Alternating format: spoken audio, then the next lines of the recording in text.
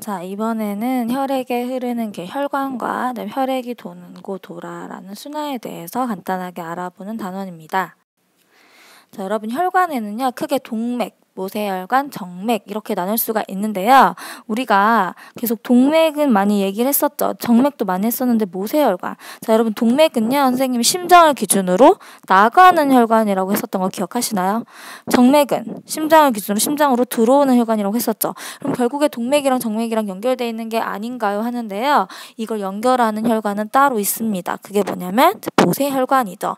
자, 심장으로부터 나가는 걸로 시작하기 때문에 동맥에서 나와서 모세혈관을 통해서 정맥으로 이 방향으로 이렇게 흐르게 되는데, 심장에서 나가는 혈액, 그다음 연결하는 게 모세혈관, 들어가는 게 이제 정맥 이렇게 얘기하는데요. 아무래도 동맥은 폐나 우리 온몸으로 나가야 되기 때문에 엄청나게 큰 힘을 받는다고 했었죠. 그래서 선생님이 심장에서도 심실의 벽이 두껍다고 했었는데요. 똑같이 혈관벽도 훨씬 더 두껍고요. 탄력성이 강하게 됩니다. 정맥 같은 경우에는 상대적으로 혈관벽이 얇고 탄력성이 약하겠죠. 그렇기 때문에 얘네들은 사실은 정맥으로 올 때, 그러니까 동맥으로 심장이 쫙 수축해서 쫙 나갔다가 다시 이제 심장으로 들어오려고 하면은 힘이 딸려요. 자, 힘이 딸리기 때문에 혈액이 자꾸 거꾸로 가려고 한단 말이죠. 여러분 거꾸로 가려는 것을 방지하는 게 뭐였죠? 그죠? 판막이 있었죠. 판막. 그래서 정맥 같은 경우에는 곳곳에 이렇게 판막이 존재를 합니다.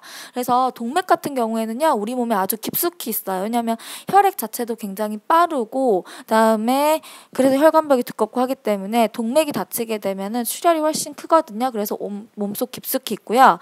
정맥 같은 경우에는 아무래도 혈액 자체도 느리고 그렇기 때문에 우리 몸에 좀 더 가깝게 우리 몸 표면에 있다고 할 수 있습니다. 그리고 손가락 끝, 발가락 끝, 뭐 이런 온몸의 구석구석 우리가 실핏줄이라고 하죠. 얼굴만 봐도 막 혈관들이 있고요. 여러분 얼굴에 혈관이 안 보이더라도 살짝만 긁혀도 피가 나잖아요. 여기에 결국 혈관이 있단 얘긴데, 이런 혈관들이 이제 모세혈관이 되는 거겠죠. 그래서 우리 보통 연결하는 혈관이라고 하긴 하는데요. 온몸에 이제 그물처럼 퍼져 있다. 그래서 우리 몸에 보이지 않아도 온몸 구석구석 혈관이 있다. 얘 같은 경우는 한 겹의 얇은 세포층이라고 되어 있는데, 자, 여러분 혈관이 산소나 영양소를 싣고 간다 그랬죠. 그럼 걔를 빨리 조직세포에 전달을 해줘야 돼요. 왜냐면 세포들이 결국에 산소를 사용하는 거거든요. 영양소나. 그렇기 때문에 얘를 아주 효율적으로 전달을 하기 때문에 굉장히 얇습니다. 그래서 주변 조직세포 물질 교환이 일어나기에 알맞다고 하는 게, 우리가 산소만 주면 될까요? 안 될까요? 안 되죠. 주고받고가 돼야 됩니다. 기브 앤 테이크. 그래서 산소를 주게 되면은 얘가 이산화탄소나 걔네들이 빼놓은 노폐물 같은 것을 다시 싣고 다시 이제 심장으로 가지고 오게 되거든요. 그것을 물질 교환이라고 하게 합니다. 자, 이런 식으로 동맥, 정맥이 있고요. 이런 온몸에 모세혈관이 이렇게 쭉쭉쭉쭉 뻗어 있는 것을 볼 수가 있습니다. 그 다음에 이 같은 경우에도요. 잘 보시면 동맥, 딱 봅시다. 얘가 동맥인지 정맥인지 우리는 모르는 거예요. 모른다고 치면 어떻게 할 수 있냐면, 판막이 존재하는 부분이, 자, 여기에 판막이 있죠. 판막이 있는 것이 정맥, 판막이 없는 것이 동맥이고요. 혈관벽 자체도 벽이 더 두껍습니다. 동맥 같은 경우에는 구멍은 작아 보이지만 벽이 훨씬 더 두껍고요. 정맥은 구멍은 상대적으로 크지만 벽이 좀 얇죠. 자, 모세혈관에서의 물질 교환인데요. 모세혈관이 쭉쭉 간 다음에 조직세포 사이사이에 다 끼어 있거든요. 산소나 영양소를 주고 이산화탄소 노폐물을 받아옵니다.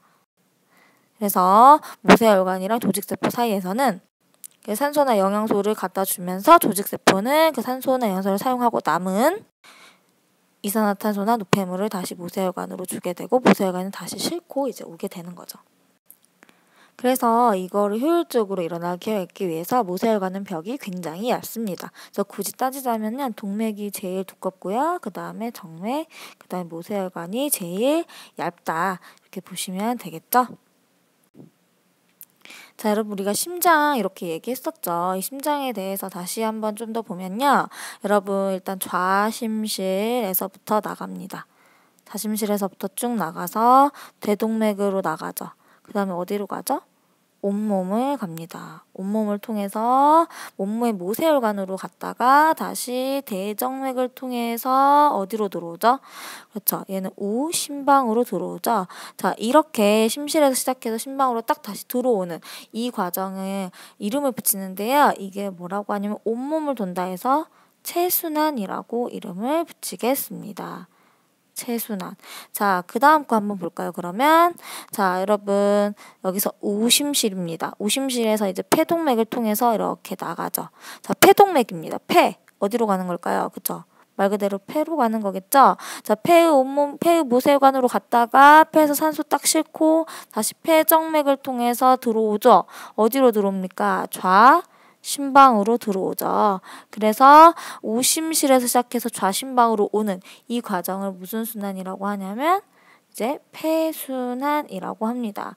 그래서 우리 몸을 굳이 전체적으로 다 합쳐지는 이 순환인데요. 굳이 두 개로 나누자면 온몸을 도는 체순환, 그 다음에 폐를 돌아오는 폐순환 이렇게 나눌 수가 있습니다. 체순환 같은 경우에는요, 조직세포에 산소를 전달하고 이산화탄소를 얻어오는 과정이고요. 폐순환 같은 경우에는 폐로 이산화탄소를 가져서 이산화탄소 노폐물을 내보내고 폐에서 산소를 다시 얻어서 오는 과정이라고 할 수가 있겠죠.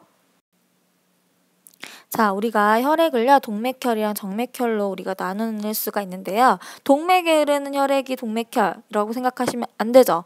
동맥혈이랑 정맥혈은요, 다른 의미가 있습니다. 자, 동맥혈은 산소가 많은 혈액으로요. 색깔이 선홍색, 아주 붉은색을 띠게 되고요. 정맥혈은 상대적으로 산소가 부족해서 암적색, 우리가 약간 검정색 피라고 하죠.